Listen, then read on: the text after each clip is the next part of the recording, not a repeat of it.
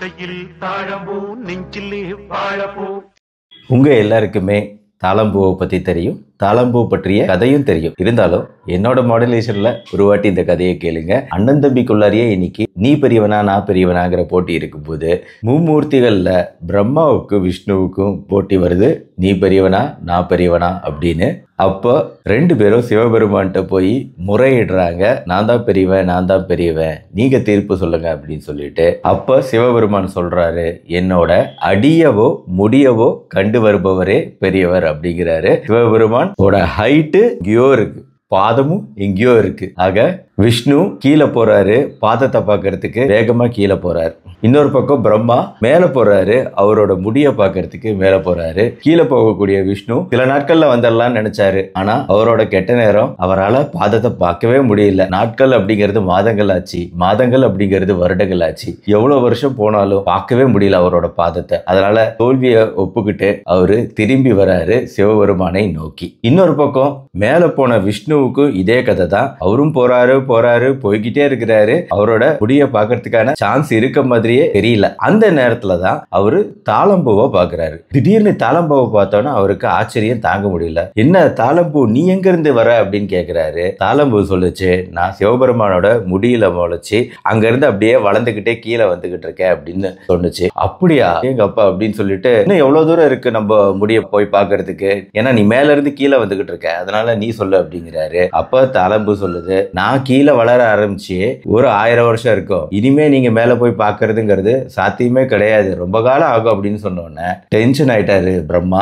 அப்ப பிரம்மாவுக்கு ஒரு ஐடியா வருது, நைஸா நம்ம மனுஷங்க மாதிரி லைட்டா குறுக்கு புத்தி வேலை செய்ய ஆரம்பிச்சிருச்சு. படைக்கும் கடவுளான பிரம்மாவுக்கு தாளம்பூ கிட்ட கேட்கிறாரு, தாளம்பூ நான் தான் உன்னை பார்த்துட்டேன்ல, அப்ப நீ சிவபெருமான்கிட்ட வந்து சாட்சி சொல்றியா, நான் சிவபெருமானோட முடிய பார்த்துட்டேன் அப்படிங்கிறத, ஏன்னா நீ முடியில இருந்து வரக்கூடிய ஆளு அப்படின்னு சொன்ன உடனே தாளம்பூவும் வெகுலியா பிரம்மாவோட சூழ்ச்சி புரியாம ஒத்துக்குச்சு. கீழே சிவபெருமான்கிட்ட வராரு. விஷ்ணு ஐ எம் சாரிங்கிறாரு, ஐ கான்ட் சீங்கிறாரு. ஆனா பிரம்மா ஐ சா அப்படிங்கிறாரு, நான் பார்த்துட்டேன் அப்படிங்கிறாரு. சாட்சி இந்த தாளம்பூ தான் அப்படிங்கிறாரு. தாளம்பூவும் பொய் சாட்சி சொல்லுச்சு, சிவபெருமான்கிட்ட மாட்டிக்கிச்சு. சிவபெருமான் பயங்கர கோபமாயிடுறாரு, என் தலைமுடியில இருந்துகிட்டு நீயே போய் சொல்றியா அப்படின்னு சொல்லிட்டு, இனிமே எனக்கு உண்டான பூஜையில உனக்கு இடமே கிடையாது அப்படின்னு சொல்லி தலையில இருந்து தூக்கி போட்டுறாரு. அதனால இன்னைக்கு சிவபெருமான் பூஜையில தாளம்பூவை நம்ம யூஸ் பண்றது கிடையாது, எக்ஸப்ட் சிவராத்திரி 3ஆம் ஜாமம் அப்படிங்கறதெல்லாம் ஒரு பெரிய ஸ்டோரி. எனிவே தாளம்பூவுக்கு நம்ம இதிகாசங்கள்ல இருந்து ஆயுர்வேத சித்த மருத்துவ முறை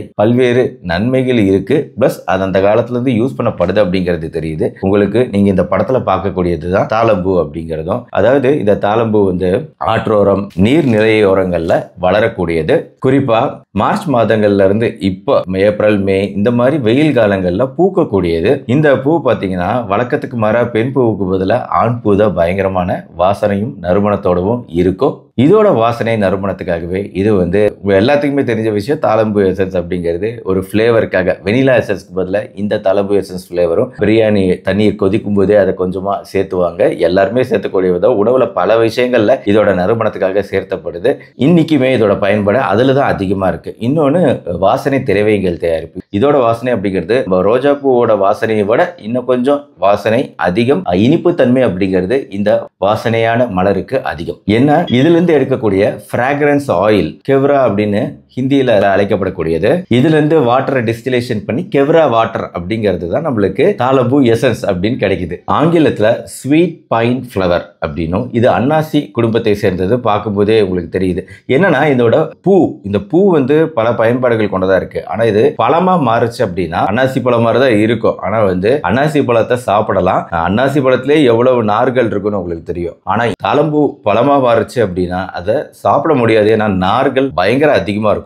நஞ்சு கிடையாது, ஆனா நார்கள் மிக அதிகமா இருக்கிறதுனால நாட் ஃபிட் ஃபார் கன்சப்ஷன் அப்படின்னு நம்ம ஒதுக்கிடுவோம். பொதுவா இப்போ தென்னிந்தியா உணவு வகைகள், மலேசிய உணவு வகைகள், நாசி லமக் அப்படிங்கிறது மலேசியால ஃபேமஸான உணவு வகை. அதுலயுமே அந்த ஃபிளேவருக்கு சாதம் தேங்காய் பாலோட இதையும் மிக்ஸ் பண்ணுவாங்க. நாசி லமக்குங்கிறது மலேசியாவோட ஒரு தேசிய உணவுனே சொல்லலாம். இந்த மாதிரி பல்வேறு உணவு வகைகள் தான் மெயினா இதோட பயன்பாடு இருந்தாலும் இது வந்து வெயில் காலத்துல சாப்பிடுவதற்கு ஏற்றது, அதாவது நம்மளுக்கு குளிர்ச்சியை கொடுக்கக்கூடியது அப்படிங்கிற வகையில பயன்படுத்தப்பட்டு வருது நம்ம ஊர்ல இதோட எசன்ஸ் கொஞ்சமா குடிச்சா கூட நல்லது. பிளஸ் இது வந்து டீ மாதிரி நம்ம பயன்படுத்துறதும் நல்லது. அதாவது நம்ம எப்படி தயாரிக்கிறது அப்படின்னா, இந்த பூ தான், இந்த பூ வந்து எடுத்து இதை பிளந்து அதை 2 டம்ளர் கொதிக்கும் நீர்ல சுட வச்சு அதை வடிகட்டினோம் அப்படின்னாலே அது வந்து ஒரு வீட்லயே ப்ரிப்பேர் பண்ணக்கூடிய தாழம்பூ எசன்ஸ் தான். இதை நம்ம டைரக்டா பயன்படுத்தவும் செய்யலாம், இந்த டீ வந்து குடிக்கவும் செய்யலாம். இப்போ இதோட மருத்துவ நன்மைகள், அதாவது ஆங்கிலத்துல வந்து ஸ்க்ரூ பைன் ஃப்ளவர், அறிவியல் பெயர் பாண்டோரஸ் குடும்பம், அந்த பூ குடும்பத்தை சேர்ந்தது.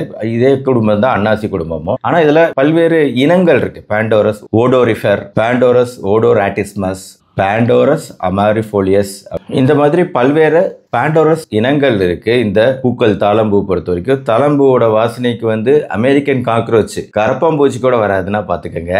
இந்த தாழம்பூ வந்து பல்வேறு ஸ்பெஷாலிட்டி மார்க்கெட்ஸ்ல கிடைக்கக்கூடியது. ஆனா இப்போ இதோட ஆரோக்கிய நன்மைகள் அப்படின்னு பார்க்கும்போது, இப்போ ஆயுர்வேத மருத்துவத்திலேயோ அந்த காலத்துல இருந்து இது மெயினா பயன்படுத்தப்பட்டு வருது. இப்போ தலைவலிகள் இருக்குன்னா தலைவலிகளை குறைக்கிறதுக்கு பயன்படுத்தப்பட்டு வந்திருக்கு ஒரு ஹோம் ரெமடியா, தலைவலி காது வலிகளுக்கு. மேலும் ஜாயிண்ட் பெயின், ருமேட்டிசம், ருமேட்டிக் பெயின், இதுலலாம் வந்து தேங்காய் எண்ணெயோட மிக்ஸ் பண்ணி மேல சர்ஃபேஸ்ல அப்ளை பண்றது அப்படிங்கிறது வலிகளை குறைக்கிறதுக்கு உதவி செய்யறதா அதுக்கும் இது பயன்படுத்தப்பட்டு வருது. இது வந்து பொதுவாக ஜென்ரலா இன்னைக்கும் பயன்படுத்தப்பட்டு வருது இந்த வலிகளுக்காகவும் தலைவலிகளுக்காகவும். மேலும் இது ஒரு மலமிளக்கி, கான்ஸ்டிபேஷன் வராம தடுக்கக்கூடிய பண்பும் இந்த தாழம்பூ எசன்ஸ்க்கு உண்டு. இதோட அளவுகள் அப்படிங்கிறது ரொம்ப குறைவு தாங்க, 1/2 டீஸ்பூனுக்கு குறைவா 1 ml to 2 ml, இதுதான் வந்து இதோட அளவு நம்ம பயன்படுத்துறது. அது உணவுகளா இருந்தாலும் சரி, தலைவலிகளை குறைக்க இருந்தாலும் சரி, மலமிளக்கி கான்ஸ்டிபேஷனுக்கு பயன்படுத்தக்கூடிய விஷயமா இருந்தாலும் சரி, வெயில் காலத்துல வாரத்துக்கு ஒரு தடவை குடிக்கிறதா இருந்தாலும் சரி, 1 ml to 2 ml தான் இதோட மொத்த அளவே. இதை தண்ணீர்ல வெந்நீர்லயும் நம்ம குடிக்கலாம், இல்ல டீல மிக்ஸ் பண்ணி கொடுக்கலாம், பல்வேறு வகையில இதை குடிக்கலாம். ஆனா இதுக்கு அலர்ஜி இருக்காங்கிறத ஃபர்ஸ்ட் வாட்டி குடிக்கும்போது நம்ம பார்த்துட்டு தான் பயன்படுத்தணும். அது தோல்ல அப்ளை பண்ணும்போதே நம்மளுக்கு தெரிஞ்சிடும் அலர்ஜி இருக்கான்னு. அது இல்லைன்னா மட்டும்தான் பயன்படுத்தணும். இது எல்லா வகையிலையும் பயன்படுத்தக்கூடிய ஒரு விஷயம் அப்படிங்கிறதுனால நான் இங்கே சொல்லிட்டு இருக்கேன். நானும் இப்போ குடிச்சு பார்க்க போறேன். இதான் தாழம்பூ எசன்ஸ், தாழம்பூ வாட்டர் வாங்கி வச்சிருக்கிறேன். குளிர்ச்சிக்கு இளநீர் அல்லது தண்ணீர் கலந்து குடிக்கலாம் அப்படின்னு சொல்லிட்டு இதுல எழுதியிருக்கிறாங்க. நாம இதை வந்து ஜஸ்ட் தண்ணீர்ல நான் சொன்ன மாதிரி 1 ml to 2 ml மிக்ஸ் பண்ணி குடிச்சு பார்ப்போம். வழக்கம் போல் இந்த மாதிரி அளவுகள்லாம் வேணும்னா நம்ம இந்த மாதிரி ஸ்பூன் யூஸ் பண்ணுறது பெஸ்ட்டு. அதில் வந்து லோயஸ்ட் ஸ்பூன் இது தானே. இதில் நம்ம தேவையான அளவு எசன்ஸ் எடுத்துக்கலாம். ஸோ கொஞ்சமாக, ரொம்ப கொஞ்சமாக, நான் 1 ml தாங்க எடுத்துருக்கிறேன், இவ்வளோதான் எடுத்துருக்கிறேன். இதை வந்து அப்படியே நம்ம 2-3 ட்ராப் வந்துச்சு, அவ்வளோதான். டோட்டலாகவே பயங்கரமான வாசனை. ரோஸ் வாட்டர் அதே மாதிரி ஒரு வாசனை, இனிப்பு கலந்துற மாதிரி நல்ல ஒரு வாசனை.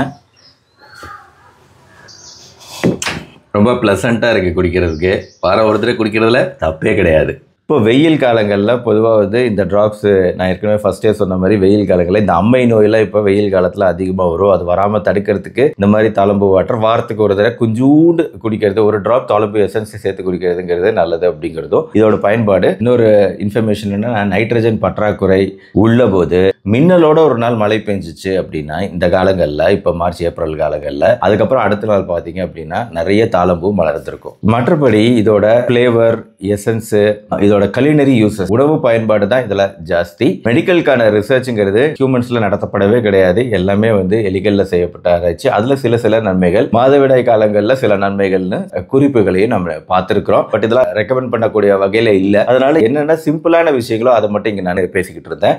தாழையூத்து, பெரிய தாழை, கூடுதாழை அப்படிங்கிற ஊர்கள்லாம் வந்து நம்ம திருநெல்வேலி மாவட்டத்தில் இருக்கு. தாளக்குடி அப்படின்னு கன்னியாகுமரி மாவட்டத்தில் இருக்கு. தாழையடி ஐயனார் இருக்காங்க. ஆக தாழம்பூ அப்படிங்கிறது அதுக்கு ஒரு ஹிஸ்டாரிக்கல் சிக்னிஃபிகன்ஸ் உண்டு. பல வகையில இதோட பயன்பாடு மற்ற நாடுகளோட நம்மளுக்கு நல்லாவே தெரிஞ்சிருக்கு. அதனாலதான் வந்து இங்கதான் இதோட நேட்டிவாவும் இருக்கு. இப்ப ஏமன் நாட்டுல வந்து ரொம்ப அதிகமா தாழம்பூ இருக்கும். ஆனா அதோட வரலாறு பார்த்தோம்னா ஏமன் நாட்டுக்கு இங்க இருந்து தான் வந்து சென்ட் தயாரிப்புக்காக தாழம்பூகள் தருவிக்கப்பட்டு அங்க உற்பத்தி செய்யப்பட்டது. அதுக்கப்புறம் இப்ப அதிகமா அங்க உற்பத்தி செய்யப்படுது. அந்த மாதிரிதானே தவிர மோஸ்ட்லி வந்து இது தெற்காசியா நீர்நிலைகள் பகுதிகளில் அதிகமா வளர்ந்துகிட்டு இருக்கக்கூடிய ஒரு பூ. இதோட பயன்பாடு அப்படிங்கிறது கண்டிப்பா நம்மளுக்கு தான் அதிகமா தெரியும் வெஸ்டர்ன் கல்ச்சரோட. அதனால இந்த பூவை பத்தினா பல தகவல்களை திரட்டி இங்க பேசியிருக்கேன். ஆனா இதுக்குண்டான பல வீடியோக்கள்ல நான் பேசுற மாதிரி நிறைய சயின்டிபிக் ஆர்டிகல்ஸ் எனக்கு சுத்தமா கிடைக்கல. அதனால டைரக்டா என்னென்ன பயன்பாடு, சிம்பிளான பயன்பாடுகளை மட்டும் இங்க நான் உங்களுக்கு சொல்லியிருக்கேன். அதே சமயம் வீடியோ போர் அடிக்காம இருக்கணும் அப்படிங்கிறதுக்காக பல தகவல்களையும் இங்கே மிக்ஸ் பண்ணிட்டேன், அவ்வளோதான். ஸோ இந்த வீடியோ பிடிச்சிருச்சா லைக் பண்ணி உங்கள் ஃப்ரெண்ட்ஸ் ரிலேட்டிவ்ஸ்க்கு ஷேர் பண்ணுங்க. நம்ம சேனல் டாக்டர் கார்த்திகை தொடர்ந்து சப்ஸ்கிரைப் பண்ணி ஃபாலோ பண்ணுங்க. மறுபடியும் நாளைக்கு பார்ப்போம். நன்றி, வணக்கம்.